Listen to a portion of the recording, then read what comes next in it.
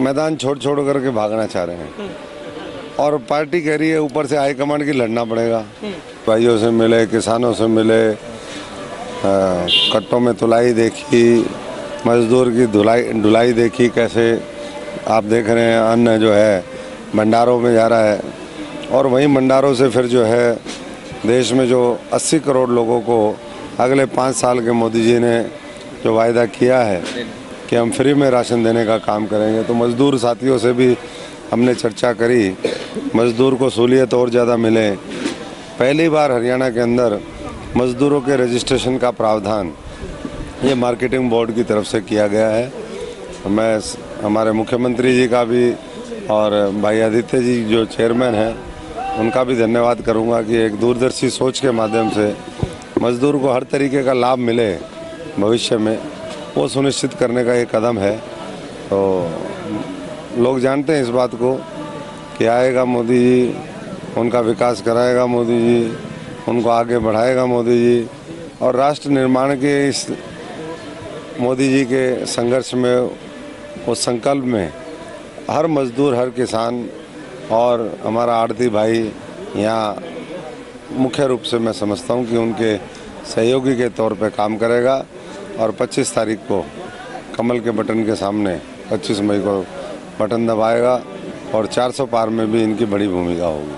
Doctor साहब, कांग्रेस के ticket को लेकर अभी तक भी पेच फंसा है, आपको क्या लगता है क्या ऐसी वजह हो सकती है कांग्रेस अपने पत्ते नहीं खोल पा रही और मामला पूरे का पूरा केंद्र के पाले? वहाँ धक्का चल रहा है, वो एक दूसरे को धक्के से वो कहता है ये लड़ेगा तो मैं लड़ूंगा, तो ये कारण है। तो 40 दिन और बिता दिए और 10-20 दिन बिता देंगे तो नॉमिनेशन की भी डेट निकल जाएगी। तो अब क्या करेंगे, कब करेंगे, उनके ऊपर है। लेकिन देश जो है आज उनके बारे में चिंतित नहीं है। देश चिंता में ये है, 140 करोड़ लोग ये सोचते हैं कि भाई मोदी जी को कैसे हम तीसरी बार देश का प्रधानमंत्री बनाएं, कैसे उनका सहयोग दें, कैसे वो विकसित भारत और तीसरी बड़ी अर्थव्यवस्था जो भारतवर्ष को बनाना चाहते हैं उनके साथ जल्दी से जल्दी शामिल होकर के हम पूरा देश को जब आगे बढ़ाएंगे तो हर व्यक्ति को लाभ मिलेगा। छोटी छोटी सुविधाओं से जो है ये देश लंबे समय तक महरूम रहा है। अब देश और इंतज़ार नहीं कर सकता। देश को, हमारे युवा पीढ़ी को अच्छी शिक्षा भी चाहिए, अच्छे अस्पताल भी चाहिए, उनको रोज़गार के अवसर भी चाहिए, उनको जो है टेक्नोलॉजी से भी जुड़ना है, उनको दुनिया से जुड़ना है, उनको मैं समझता हूँ कि उद्योग से लेकर के जो बिना खर्ची बिना पर्ची की नौकरी भी चाहिए, और वो देने का जज्बा केवल भारतीय जनता पार्टी में।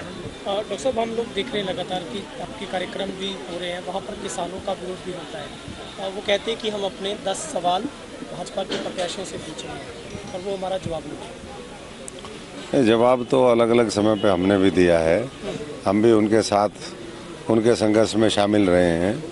और मैं इतना ही कह सकता हूँ कि किसान भाइयों को जो वाकई में, वैसे तो किसान या तो मंडियों में है या खेतों में है, लेकिन फिर भी कोई अगर किसान का प्रतिनिधि अपने आप को समझता है, बात करना चाहता है, तो सरकार ने अलग अलग समय पे बात करी है और आगे भी तैयार है।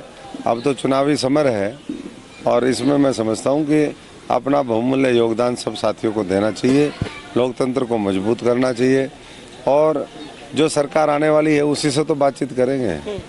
तो आने वाले समय में, ये तो चुनाव अनाउंस होने से पहले भी चर्चाएं चल रही थी, जो उनके जायज़ सवाल होंगे और जायज़ समस्याएं होंगी उसका हर एक का समाधान वो मोदी सरकार के पास है।